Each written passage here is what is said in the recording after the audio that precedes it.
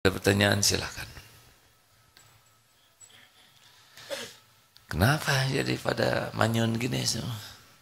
Berat. Nah, berat itulah yang jadi berat.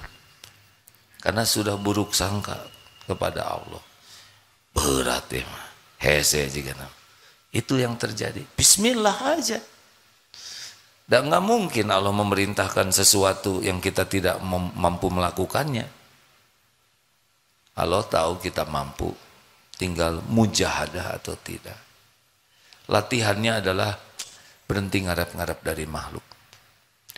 Fokus aja, lakukan, lupakan. Lakukan, lupakan. Dah nggak apa-apa. Ada pertanyaan? Kalau tidak selesai nih. Mau nanya, silahkan Pak. Dari mana? Boleh mikrofonnya? Bantu. Disampaikan dek, kabelnya tidak cukup sepertinya. Cukup kan? Ayah, sudah ada cadangan. Terima kasih. Bismillahirrahmanirrahim. Terima kasih banyak Saya Syihab dari Makassar. Saya memang datang ke DT ini untuk bertemu. Tenang aja, bismillah ya. Ya, bismillah. Menarik sekali pengajian Al-Hikam ini. Pertanyaannya sederhana misal saya pribadi itu sering menilai seseorang dari caranya berterima kasih. Jadi ketika anggaplah sudah ada yang saya lakukan secara pribadi, terus sempat tadi bilang tidak usah menunggu terima kasihnya karena itu mempengaruhi keikhlasan. Niatan saya itu hanya ingin melihat apakah orang ini layak untuk ditolong untuk kedua kalinya. Oh, gitu aja. Saudara layak ditolong nggak? Masya Allah. Karena nah, itu jawabannya. Emang saya layak ditolong nggak? Jangan dong. Bukan urusan kita. Urusan kita itu menolong dengan ikhlas. Oke. Oke? Iya, terima kasih banyak Kak.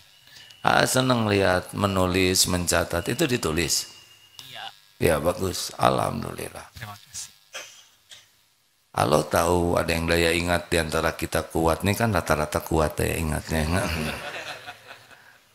Semua effort, semua yang ikhtiar yang kita lakukan disaksikan oleh Allah.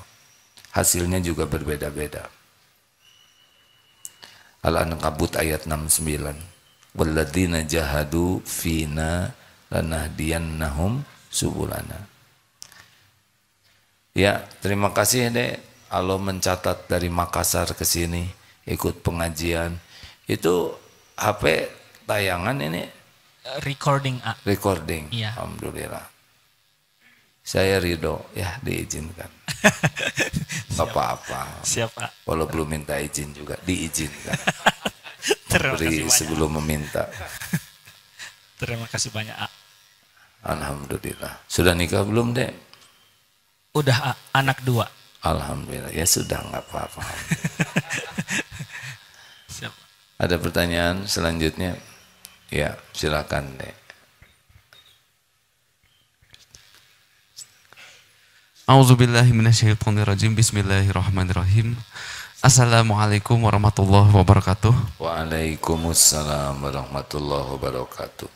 Perkenalkan, nama saya Aulia Satriani Leparbowo. Saya dari Antapani, Bandung, Jalan Batuwangi nomor 10. Saya izin mau bertanya. Nah, kalau kajian Al-Hikam itu penting kan? Waktu dulu saya dari kecil sampai saya besar, saya kan belum bisa mengenal istilah pembelajaran agama gitu loh. Seperti ikut kajian, seperti mengaji, terus sholawatan, ya. Dulu kan saya. Jadi pertanyaannya apa? Gitu aja. Jadi tentang pembelajaran agama tuh misalnya kayak gimana tuh? Al-Hikam gitu loh. Baik, jadi belajar agama tuh bagaimana? Jadi mengetahui isi-isi tentang ceramahnya kayak gimana. Baik. Kalau misalnya daripada musiknya berlama-lama terus-terusan, nggak mengaji, nggak bersolawatan, nggak Baik. itu gitu loh ya. Baik, terima kasih ya. Jazakumullahu khairan katsiran wa iyyaka Agim Gurunda. Wassalamualaikum warahmatullahi wabarakatuh. Waalaikumsalam. Rasulullah Shallallahu Alaihi Wasallam bersabda, "Man yuridillahu bihi khairan yufaqihu fid din."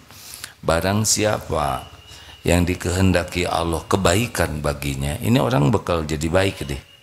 Ini orang kehidupannya akan baik. Apa yang Allah beri? Yang Allah beri adalah paham agama. Jadi kalau anak dikasih gelar, pangkat, penampilan cakep, badannya bagus, pinter, IQ-nya tinggi, kemudian berprestasi dalam berbagai bidang, tapi tidak punya kepedulian kepada agama, ini masih jauh. Nah, kita sering menilai prestasi seseorang itu dari casing. Makanya kalau ini orang kira-kira bakal baik tidak? Ulama tuh memberikan 3 ciri ya. Ini akhwat kalau mau nyari jodoh, wah ini langsung ngangguk. Ibu nggak usah ikut ngangguk. Nih 3 cirinya. 1, dia semangat tidak belajar agamanya. Tapi belajarnya itu bukan untuk gelar, bukan untuk status, bukan untuk diakui banyaknya ilmu. Tidak, dia belajar karena ingin dekat dengan Allah, ingin kenal kepada Allah, ingin bisa mengabdi ke Allah. Karena akhlak itu datangnya dari iman, iman datangnya dari ilmu. Ini rumusnya. Jadi kalau kenapa itu akhlaknya kok jelek, berarti imannya masih lemah. Karena iman makin kuat, akhlak langsung naik sendiri.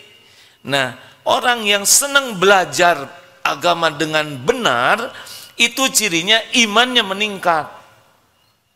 Buahnya pribadinya makin baik.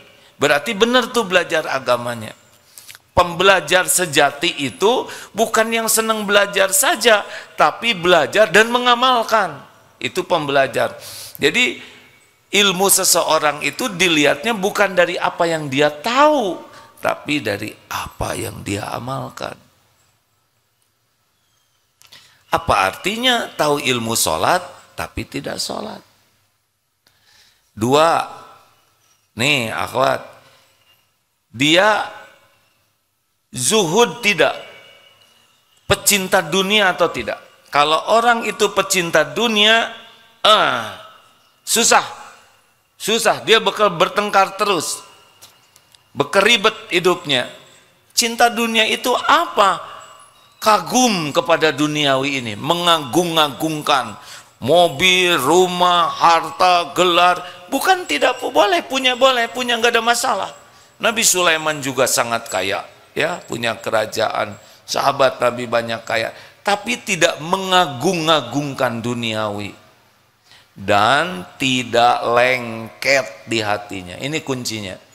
Kalau dunia udah mengagung-agungkan, kalau ada orang berpangkat, orang yang berharta, sepertinya gimana? Ketemu artis populer, gimana? Tapi nggak pernah peduli kepada ketakwaan, padahal yang mulia tuh yang takwa. Ini bermasalah nantinya. Dia akan sibuk mengabdi kepada dunia nanti. Dan itu tidak bisa bahagia. Karena hubbud dunya ra'su kulli khati'ah. Cinta dunia itu sumbernya dari berbagai kesalahan-kesalahan.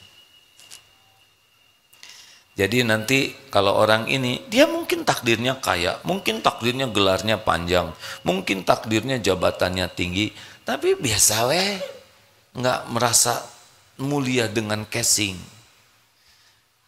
Dan tidak berat, mau pensiun ya nggak apa-apa, enteng weh dunia ini. Ya.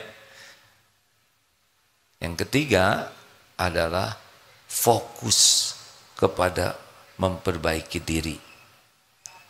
Tidak ribet dengan kesalahan orang. Kita harus amar ma'ruf nahi mungkar, tapi fokusnya adalah PDLT. Anak belum baik, kesalahan saya nih. Saya